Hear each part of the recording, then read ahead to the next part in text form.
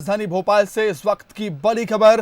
राजधानी में auto, taxi, e rickshaw चलने की अनुमति दे दी गई है। कलेक्टर ने आदेश जारी कर दिए हैं। भोपाल में कल से सैलून भी खुलेंगे। चिकन और मीट की भी कल से दुकानें खुलेंगी। दुकानों में लेकिन सोशल डिस्टेंसिंग का पालन करना बेहद ही जरूरी होगा। कोचिंग संस्थानों में ऑनलाइन क्लासेस चल सकेंगी। 30 जून तक धारा 144 लागू रहेगी। 7 जून को परिस्थितियों का फिर से अवलोकन आकलन किया जाएगा। तो राजधानी भोपाल से हम आपको इस वक्त की बड़ी खबर दिखा रहे हैं, जहां पर ऑटो, टैक्सी, ई रिक्शा चलने की अनुमति दे दी गई है। कलेक्टर ने आदेश जारी कर दिए हैं। राजधानी भोपाल में कल से सैलून भी खुलेंगे। चिकन और मीट की दुकानें भी खुलेंगी। दुकानों में सोशल डिस्टेंसिंग का पालन करना लेकिन बेहद ही जरूरी होगा। कोचिंग संस्थानों में ऑनलाइन क्लासेस चल सकेंगी।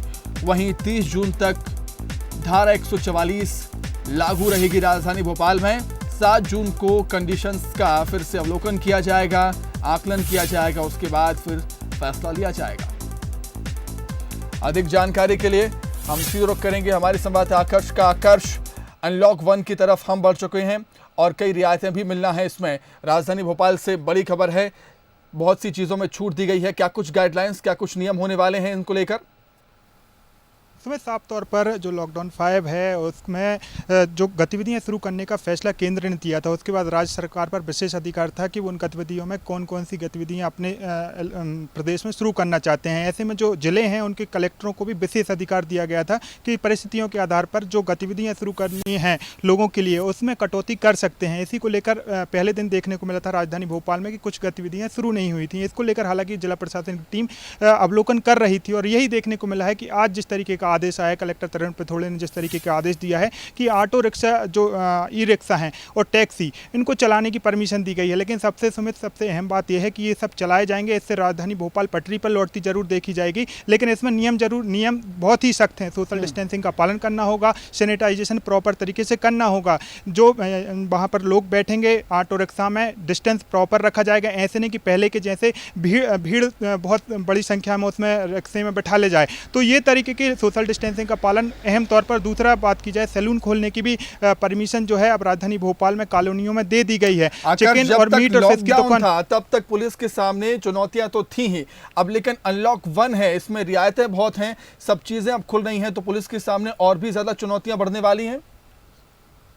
सुमें साफ तौर पर चुनौतियां पुलिस के सामने लगातार जिस तरीके से देखने को मिल रहा है, जिस तरीके से लॉकडाउन में गतिविधियां शुरू करने की परमिशन दी जा रही हैं, तो पुलिस के सामने जो है चुनौतियां बढ़ गई हैं। ऐसे में ये फिर से ऑटो रिक्शा शुरू होंगे जहां जहां वो चप्पे चप्पे पर पुलिस मुस्तैद थी। अब ऐसे में सोशल डिस्टेंसिंग का पालन कराना पुलिस को ही, क्योंकि पुलिस ही जो है ग्राउंड जीरो पर रहती है, उन्हीं को ध्यान रखना पड़ता है। जो लोग हैं ऑटो रिक्शा, किन किन लोगों पर परमिशन है, या फिर ऐसे में कहीं ना कहीं बदमाश भी सक्रिय हो जाते हैं। जैसे शराबबंदी है, अभी यहाँ राजधानी भोपाल में शराब की दुकानें नहीं खुली हैं, ऐसे में बड़ी संख्या में शराब की तस्करी भी हो रही है। ऐसे में करीब 6000 लॉकडाउन उल्लंघन के मामले दर्ज किए जा चुके हैं। आज भी राजधानी भोपाल में करीब 100 लॉकडाउन उल्लंघन के मामले दर्ज किए गए हैं। तो सुमित, ऐसे में कहीं ना कहीं लॉ एंड ऑर्डर बनाए रखना पुलिस के लिए चुनौती बन जाएगी, क्योंकि अब जो है, लेकिन हालांकि जो कलेक्टर ने निर्देश दिए हैं उसमें जो 50% निजी और सरकारी दफ्तर खुले थे। ऐसे में कई लोग हैं जो अपने गंतव्य तक नहीं पहुंच पाते थे, क्योंकि लोगों के पास अपने वाहन नहीं रहते हैं। ऐसे में उन लोगों को थोड़ी राहत जरूर मिलेगी कि ऑटो रिक्शा, ई रिक्शा चालू होने से वो पहुंचेंगे। लेकिन जो जिस तरीके की आपने बात कही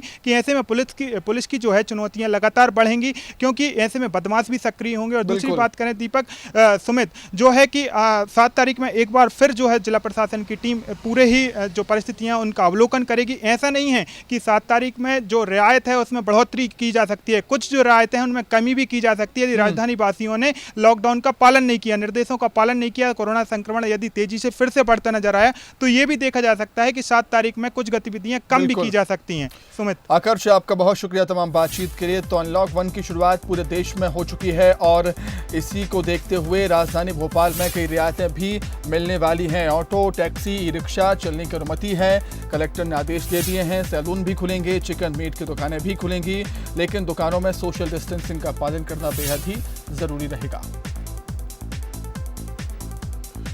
कोचिंग संस्थानों की बात करें तो कोचिंग संस्थानों में ऑनलाइन क्लासेस चल सकेंगी। 30 जून तक धारा 144 लागू रहेगी। 7 जून को परिस्थितियों का फिर से अवलोकन किया जाएगा।